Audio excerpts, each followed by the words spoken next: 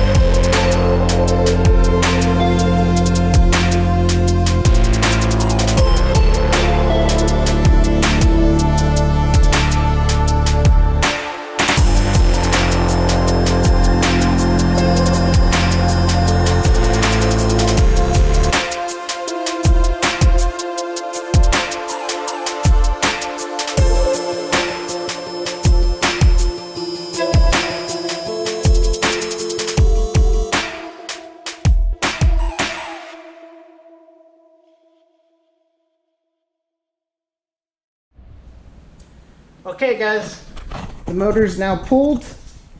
I don't have a whole lot of room to work with anymore. So hopefully I figure something out about this. Maybe push the car out some so I could put everything back in, but I'll worry about that on my next day off. Few things that I did almost tear off. I removed it before I started pulling the motor, but the oil pressure sensor, if you have an aftermarket one, don't forget to get that unplugged. The AC line, I got caught up on this AC line for a minute. And the clutch slave cylinder, I somehow, don't know how, but I forgot to unbolt this. But I saved everything before I could destroy it. Almost got caught up right here, saved it. I pulled the radiator because I didn't want to mess it up. But yeah, that's how I pulled the motor, guys. So I do want to compare the front wheel drive transmission to the all wheel drive, so look forward to that video. And I still have to do some little touches on the spare motor, but I'm hoping in 2 days that I am dropping everything back in. Hopefully, we'll see how that goes. Something always comes up, but that's that, guys. So motor's out. I think I covered everything. When I first started, I kept having troubles pulling the motor out. It's because the rear mount had that second bolt, and I somehow totally forgot about the second bolt. So I had to, it took me a minute to figure out that I had to go back to that. But yeah, that's it, guys. I was gonna unbolt these guys completely, but then I decided to go just from this mount. So that's that.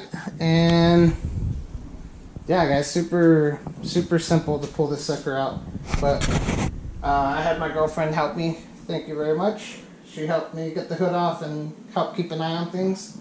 But like, subscribe, share the video. More videos to come.